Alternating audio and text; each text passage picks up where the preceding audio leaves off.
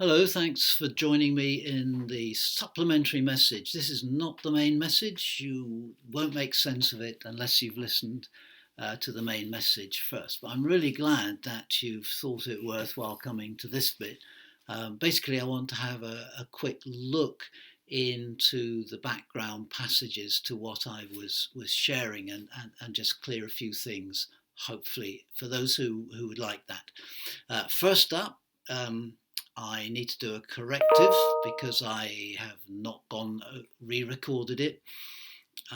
Bob Marley's song, Redemption Song, doesn't say liberate yourself from mental slavery, it's emancipate yourself from mental slavery. A much better choice of word than my mistake. I apologise for that. So I was emphasizing mental slavery because the Bible teaches our minds, and I was suggesting that the word and the spirit working together start with us on the inside, there's the head and the heart, if you like, and work outwards into our actions. And God is concerned for the complete us: mind, heart, body, soul, spirit, all of us. We're not souls trapped in a body that needs to die in order to get out and get free. We're supposed to be free now. In the body, there's freedom. Even as our bodies grow weaker or whatever, there's still a freedom. And it's a freedom which can only be completed in eternity, it's true. But we're not trapped in a body. Rather, that we are bodies, animated by the Spirit of God, filled with our own mind and heart, our spirit, our soul, our deep being, and with an urge to discover our completeness and our freedom. To the reading in Acts chapter 1, so that we can get straight to that, because I realise I chose a little snippet out of probably the most tedious snippet, if you like, or the most plain snippet out of a very dynamic piece of writing, which includes a resurrection, appearances by Jesus, the ascension, and so on. So this is the bit that probably none of us normally stop and think about. Verses 6 and 7. When they met together, they asked Jesus, "Lord, are you at this time going to restore the kingdom to Israel?" He said to them, "It is not for you to know the times or dates the Father has set by his own authority, but you will receive power when the Holy Spirit comes on you, and you'll be my witnesses to the ends of the world." So there are two dynamics, I said, to the question. One is question of timing. Question of timing is important to them. Is this the time? And he refuses to give them the knowledge they seek for. Knowledge is power. They're after power. Now, knowledge is generally good power. I'm in favour of knowledge. I'm, at the moment, routinely, regularly, and with real commitment, praying for the scientists who are working to develop a vaccine to help humanity combat COVID-19. That will be an empowering thing if it succeeds. It'll be massively empowering, massively good. Knowledge is good because it empowers. But you will have made choices at times not to give somebody a piece of knowledge they might have asked for or wanted because you realized that something would go wrong if you did, that they weren't ready for that knowledge because they would use it perhaps in some way to harm themselves or somebody else, or perhaps you, or whatever. So Jesus refuses to answer. He says, the knowledge of the times and the sequences of events and all that, that's not for you to know. That's not the kind of power you need. But it is the kind of question with which many people read, say, the book of Revelation. So it'll help to read the Bible well if we've resolved this. That knowledge is for God. It is not for the disciples then or for us now. There's no second guessing. There's just living the life of faithfulness in the situation and the time that we are set. We are not about to get that power coming through that knowledge. The power that Jesus has for us is the power of God's Spirit to make us able to share his message, his love, his presence, his truth with all people everywhere, regardless of who they are. So there is power, but it's the power that releases love, it's the power that releases truth, it's the power that releases possibilities, it's the power that gives true and deep freedom, not the convenient, immediate power of knowledge that we are likely to misunderstand and misapply. The second part of their question relates to the power thing and gives the whole game away, really. Power to Israel. They want to dominate. Again, like was true in the good old days of King David long ago, when Israel wasn't occupied and dominated by Rome or any other foreign power. We were independent and we dominated others. We want that back again. And Jesus, I don't know what he must have thought after all the efforts that he'd put in. And this is the very last moment of ministry almost, that they're still so adrift in their grasp of what he's here to give and what they're about to have to pass on to the world. Says, no, the power that you're going to get isn't the power to dominate. It's the power to love. It's the power to bring out truth. It's the power to transform. It's the power to liberate in the most fundamental sense for everyone, not just for you guys and your people, but for everyone in the world. And so that's the power. That's the power of the Spirit.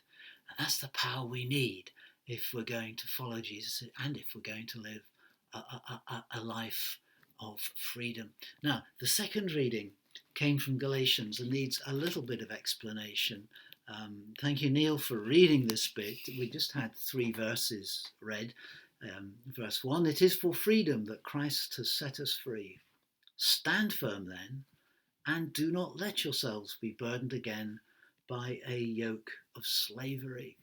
This is what I'm referring to as a mental slavery. He's saying you need to stand firm because there's a false teaching at work in the church telling you, if you're men, you have to be circumcised, and you all need to buy in, men and women, to keeping the laws of Moses. You can find them in your Old Testament as law for yourself now, and the way in which you will live a life approved by God. And Paul, himself a Jew, circumcised and committed to keeping the law, says, don't do it. You would be going backwards into slavery from which Jesus came to emancipate you. Keep your mind free of that. Resist the teaching that you are being given. Make sure that the mental equipment is in a sound place so that you don't become trapped and enslaved again to something that doesn't work. You stand firm. The way forward is with the Spirit. How did this conversation come about? Well, it came about, and if we had time, but you could make time if you want of your own to read the rest of Galatians chapter 5, and you'll see the conversation there.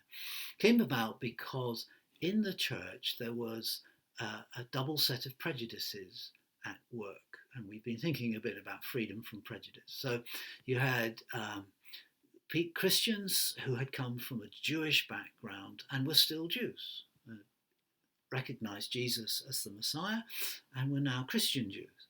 And there were people who were non-Jews, Greeks they're usually called, or Gentiles, but it refers to all kinds of folk who are not Jews.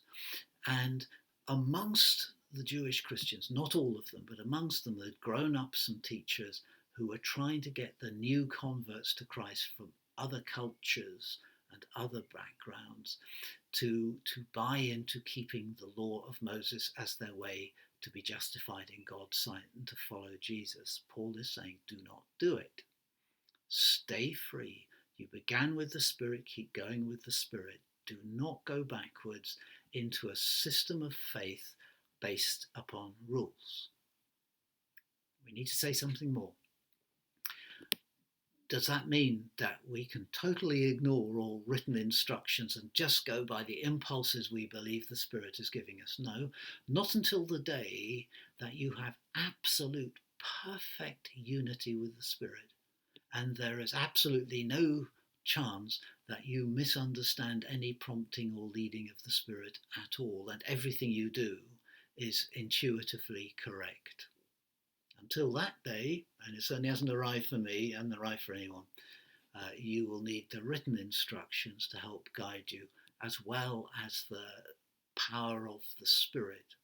But the point is that the Spirit is taking you forwards and leading you. It's the presence of Jesus with us now since the day of Pentecost.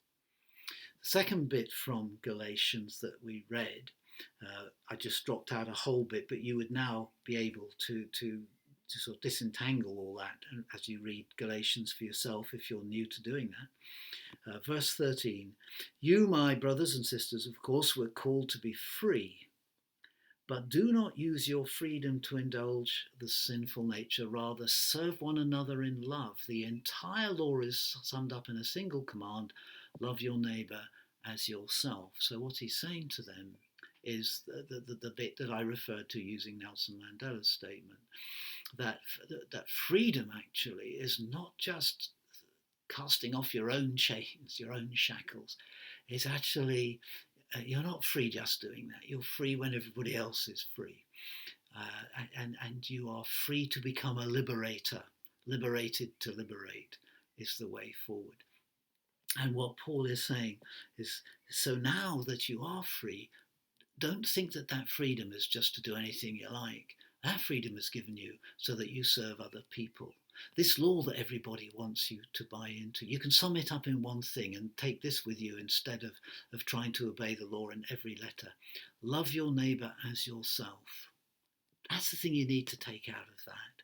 And then live by the Spirit with that knowledge of a guiding principle. Love your neighbour as yourself.